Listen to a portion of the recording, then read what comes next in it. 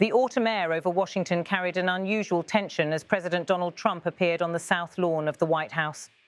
Moments before boarding Marine One, he turned to the gathered reporters and delivered what sounded less like a statement and more like a warning. "Will you give Hamas a deadline to release the hostages?" "Very quickly," he said. Then he added, "We've had very good meetings." Countries around the world, many countries around Israel, frankly, Arabs and Muslims and so many others, we've had good meetings with Hamas and it seems to be working.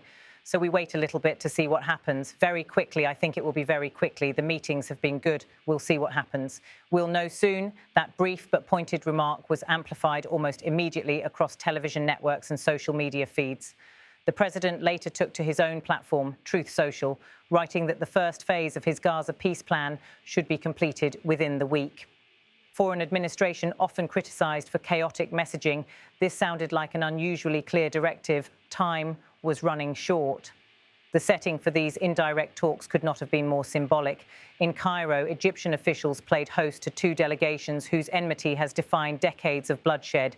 Israel's team, led by Strategic Affairs Minister Ron Dermer, and the delegation of Hamas, represented by its veteran negotiator, Khalil al-Hayya. At stake was more than a ceasefire.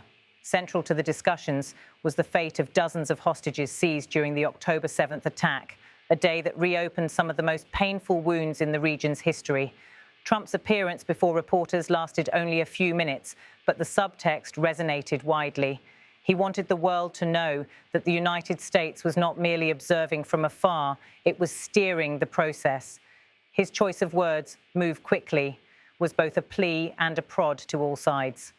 In Jerusalem, Prime Minister Benjamin Netanyahu, a longtime political ally of Trump, offered his own cautious endorsement of the process. Speaking in Hebrew during a short address, he announced that an Israeli negotiating team would depart for Cairo on Monday.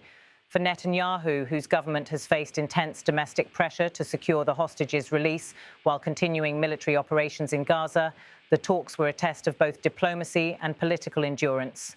The presence of Khalil al-Hayya in Cairo underscored Hamas's seriousness in this round of negotiations. Long regarded as a hardliner within the movement, al-Hayya framed the talks as focusing on what he called the mechanisms of a ceasefire, the withdrawal of the occupying forces, and the exchange of prisoners. For many observers, those words signalled at least a tentative shift from confrontation to bargaining.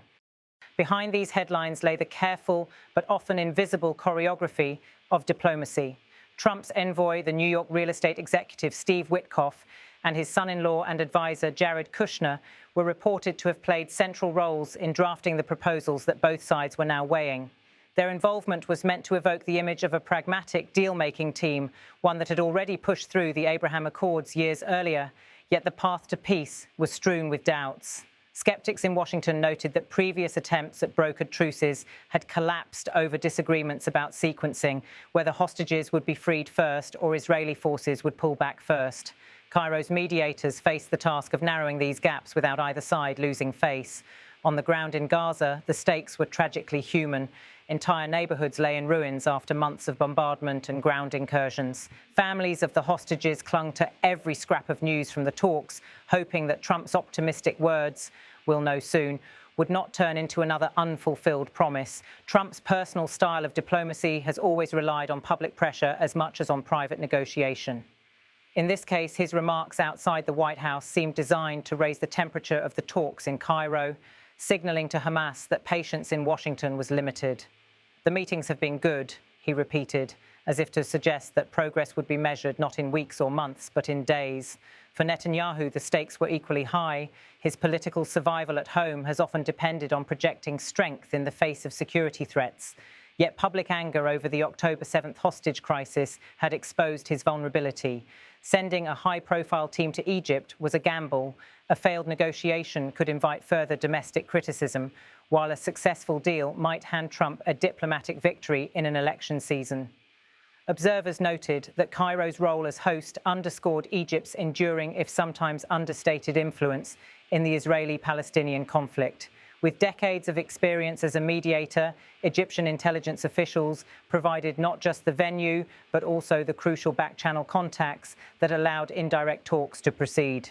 For them, a ceasefire was not merely a regional priority, but a matter of national security, given Egypt's own border with Gaza. As the hours stretched into days, reports emerged of intense shuttle diplomacy. Egyptian intermediaries carried proposals back and forth between hotel suites occupied by the two delegations. American envoys remained in close contact, urging flexibility while assuring both sides that Washington would back an eventual accord. In Gaza itself, the leadership of Hamas faced mounting pressure. Years of blockade and conflict had exhausted the territory's economy and deepened the humanitarian crisis. Al-Hayya's arrival in Cairo was thus seen by many analysts as a recognition that the status quo was unsustainable. Still, whether Hamas was willing to compromise on the sequence of concessions remained the central question. The families of the hostages, both in Israel and abroad, added another emotional layer to the drama. Many had grown impatient with what they perceived as endless political maneuvering. Public vigils and protests called for urgency, amplifying Trump's own appeal to move quickly. Throughout these developments, Trump maintained his characteristic blend of optimism and pressure. In one exchange, a reporter pressed him again on whether he would set a firm deadline for Hamas to act. Very quickly, he reiterated, emphasizing the words as if to imprint them on the diplomatic calendar. Such remarks were both a promise to anxious families and a signal to negotiators that the White House expected swift results. Meanwhile, Netanyahu's government remained cautious. While willing to engage in talks, Israeli officials insisted that any ceasefire would have to be tied to concrete security guarantees and the unconditional return of the hostages. The Israeli public, still reeling from the October 7th assault, largely supported this stance, even as many yearned for an end to the bloodshed. Diplomatic historians watching the process pointed out that time itself often becomes a negotiator's ally or adversary.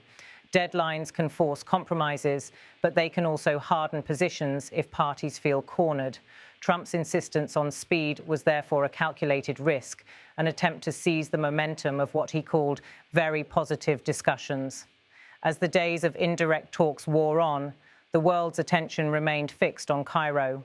Each rumor of progress sent hopeful ripples through the region's capitals, while each setback rekindled skepticism. Yet the tone of official statements from both Israel and Hamas suggested that neither side wished to abandon the process. For journalists covering the story, the contrast between the high-stakes negotiations and the often chaotic scenes outside, where protesters, families of hostages and security personnel mingled, offered a vivid reminder that diplomacy is never conducted in a vacuum. Cameras captured every arrival and departure, every brief handshake, every flicker of emotion on the negotiators' faces. In Washington, Trump's domestic critics argued that his approach risked oversimplifying a conflict that had defied resolution for generations. Supporters countered that his unorthodox style, mixing blunt rhetoric with personal engagement, was precisely what the moment required. Either way, his administration's credibility was now tied to the outcome of the Cairo talks. By the end of the week, diplomats hinted that some progress had been made on the framework for exchanging hostages and prisoners. But sticking points remained, particularly over the timetable for Israeli troop withdrawals from key areas of Gaza. The phrase, "move quickly," repeated so often by the US president, now hung over the talks as both an incentive and a potential source of friction. For the people of Gaza and the hostages' families alike, the headlines from Cairo carried immediate and tangible meaning. Every hour of delay meant prolonged suffering. Every sign of compromise offered a glimmer of relief. Trump's final words before departing for his weekend retreat captured both the hope and the uncertainty of the moment. "We'll see what happens," he said, pausing briefly before repeating, "We'll know soon." It was a line that summed up the precarious balance of optimism and doubt that has long defined attempts to resolve the Israeli-Palestinian conflict. Whether the negotiations in Cairo would deliver a breakthrough or join the long list of failed peace efforts was a question that only time, perhaps measured in days rather than months, could answer.